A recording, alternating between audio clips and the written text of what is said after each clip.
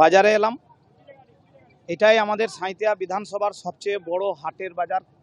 সবচেয়ে বড় এবার এখানে গ্রামীণ কৃষকরা এই জায়গায় আসে, আর সেই গ্রামীণ কৃষকদের কাছে আমি তাদের কথা শুনলাম যে তারা কেমন অবস্থায় আছে। ইনাদের প্রত্যেকের বক্তব্য, এই সরকারের আমলে সবচেয়ে যদি ক্ষতিগ্রস্ত হয়েছে সেটা হচ্ছে কৃষকরা। কারণ কৃষকরা তাদের ন্যায্য ফসলের দাম তারা কিন্তু এই সরকারের আমলে পায়নি, এবং এই সরকারের আমলে সবচেয়ে যদি সমস্যায় আছে কৃষকরা। আমি আলুর মার্কেটে গেছিলাম, সেই আলুর বাজার এত নিচে নেমে গেছে যে আলু চাষিদের বড় সমস্যা। ওনারা আগামী দিনে বলতে চাইছে এমন সমস্যা হয়েছে যে আলু চাষিরা আত্মহত্যার জায়গায় পৌঁছে যেতে পারে, এরকম তারা বলছে।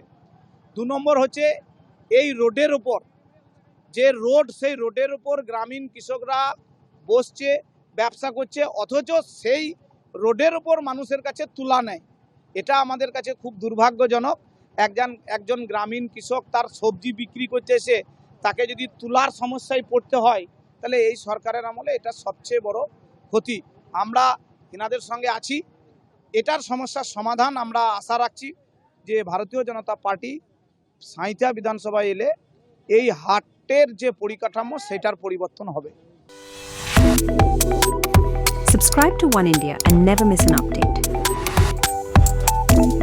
Download the One India app now.